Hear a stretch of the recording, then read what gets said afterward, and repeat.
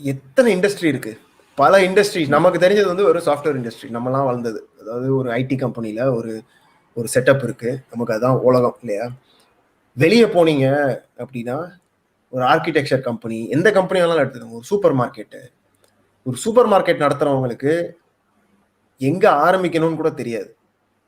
அங்க அவங்களுக்கு ஒரு கன்சல்டன்ட் தேவைப்படுது. சூப்பர் மார்க்கெட்ல பில்லிங் சிஸ்டம் வேணும் அப்படின்னா எங்க போறது, அதுக்கு என்ன தேவைப்படும், இது சரியானதா, அதுக்கு என்ன சரியான ப்ராடக்ட், மார்க்கெட்ல பல காம்படிஷன் இருக்கு, நான் எப்படி போறது, கஸ்டமா டெவலப் பண்ணலாமா, கஸ்டமா டெவலப் பண்றதுக்கும் இதுக்கும் என்ன வித்தியாசம், இது மாதிரிலாம் அட்வைஸ் பண்றதுக்கு இது ஒரு எக்ஸாம்பிள் தான் நான் சொல்றேன். ஓகே, ஒரு சூப்பர் மார்க்கெட் எடுத்து இது மாதிரி நீங்க ஒவ்வொரு இண்டஸ்ட்ரிக்கு போனீங்கனாலும் பல கேள்விகள் இருக்கும். ஏன்னா அவங்கலாம் வந்து எல்லாரும் கம்ப்யூட்டர் இன்ஜினியரிங் படிச்சுட்டு வந்தது கிடையாது, நம்மள மாதிரி எக்ஸ்பீரியன்ஸ் கிடையாது. நீங்க இதுதானே, நீங்க இது கோடிங்ல தானே இருக்கீங்க? Full stack development. இப்போ உங்களுக்கு வந்து ஒரு எந்த விஷயம்லாம் வந்து சாதாரணமா தெரியுதோ அது அவங்களுக்குலாம் ஒண்ணுமே தெரியாது. ஓகே, சோ நான் அதுதான் சொல்றேன். மார்க்கெட்டிங் பேஸ்டா இருப்பாங்க, மார்க்கெட்டிங்ல பிசினஸ் பேஸ்டா இருப்பாங்க, அவ்வளவுதான். அவங்கள பொறுத்த வரைக்கும் வியாபாரம் நடக்கணும், அவ்வளவுதான். எப்படி அடுத்த ஸ்டெப்புக்கு போறது, அவங்கள ஒரு நான் சொல்லியிருப்பேன் எங்கேயோ, கிளையண்ட்டுக்கு தேவையானது 3 விஷயம் தான். ஒன்று, வருமானத்தை அதிகம் பண்றது. 2வது, அவங்களுடைய பிசினஸுக்கு அதிகமான கிளைண்ட்ஸை தேடி பிடிக்கிறது. 3வது, அவங்களுடைய செலவை கம்மி பண்றது. இது 3 தான் ஒரு கிளைண்ட்டுக்கு தேவை. இப்போ நம்ம வந்து சாஃப்ட்வேர் வச்சு பண்றது, மெஜாரிட்டி பண்றது இது 3யுமே பண்ணலாம். பல இடங்கள்ல வந்து செலவை கம்மி பண்றாங்க, ஆட்டோமேஷன் வச்சு கோடிங் பண்ணி இந்த மாதிரி. ஓகே, ஒன்று. லாங் டேர்ம்ல வந்து பயங்கர செலவு கம்மி ஆகலாம். அதே மாதிரி ஆட்டோமேஷன் வச்சு உங்களுக்கு வந்து ப்ராஃபிட்டே இன்க்ரீஸ் பண்ணும், செலவு கம்மி பண்ணால் ப்ராஃபிட் இன்க்ரீஸ் ஆகும், அது இருக்கு. ஸோ இன்னும் ஸ்பெசிஃபிக்காக ஏதாவது இருக்கா, நீங்கள் இந்த கேள்வி கேட்கறதுக்கான காரணம் என்ன? ரீசன் வந்து பார்த்தீங்கன்னா, இப்போ கன்சல்டன்ட்னா என்னோட ஐடியா என்னன்னா, அவங்க ஒரு ஆர்கிடெக்சர் லெவலில், ஸோ அவங்க அந்த பிஸ்னஸ் லெவலில் மட்டும் அவங்க டிஸ்கஷன், அதை பற்றி ஐடியாஸு இது ஷேர் பண்ணுவாங்க. ஸோ என்னோட இது தாட் என்னன்னா, ஸோ நம்ம ஒரு டெக்கியாக இருக்கிற ஒரு இன்ட்ரெஸ்ட்டாக இருக்கும், ஒரு டெக்கியாக இருக்கணும் அப்படின்னு சொல்லிட்டு. ஸோ நம்ம கன்சல்டண்ட்டாக போயிட்டோம்னா நம்ம அந்த கோடிங் சைடே அதிகமாக இருக்க மாட்டோமோ, ஒன்லி இந்த ஆர்கிடெக்சர் லெவலு, ஸோ அந்த பிஸ்னஸ் லெவலில் மட்டுமே இருப்போமோ, ஸோ அந்த மாதிரி போயிருமா நம்ம பார்த்து அப்படி போயிருமா அப்படின்னு ஒரு தாட்டு. ஸோ அது மறந்துடுவோமா அப்படின்ட்டு. அதை மெயின்டைன் பண்ணுறது உங்கள் கையில் தான் இருக்குது.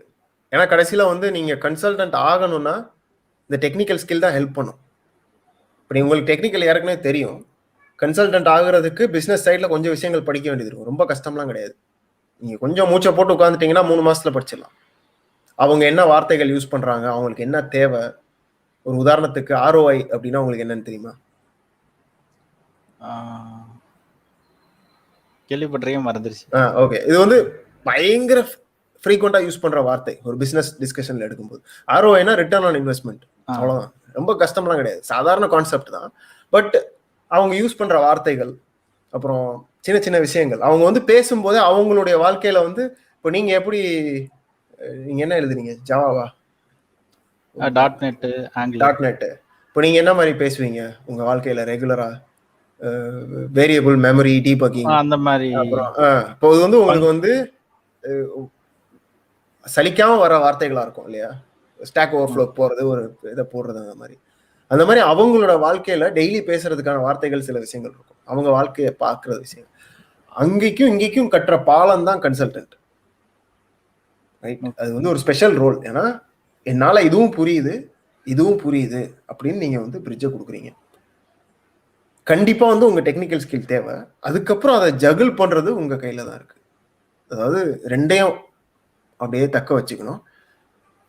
எப்போ வந்து நீங்க வந்து சொல்யூஷன் ஓரியன்டா போயிட்டீங்க, டெக்னிக்கல் ஓரியன்டா மட்டும் இல்லாம இருக்கீங்க, நீங்க வந்து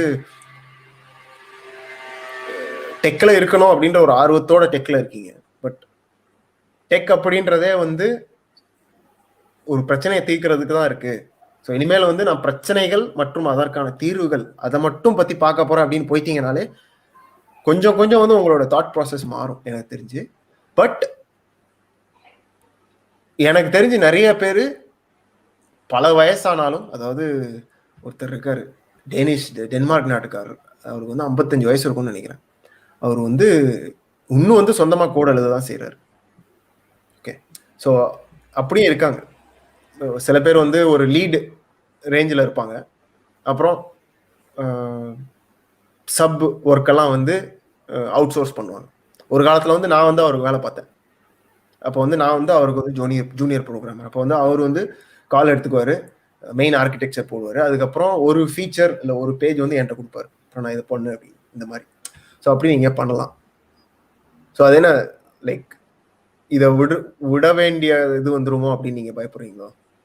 இல்லை, அதான் நம்ம கோடிங் சைடே இல்லாமல் ஒன்லி பிஸ்னஸ் சைடே நம்ம போயிடுவோமா அப்படின்ற மாதிரி.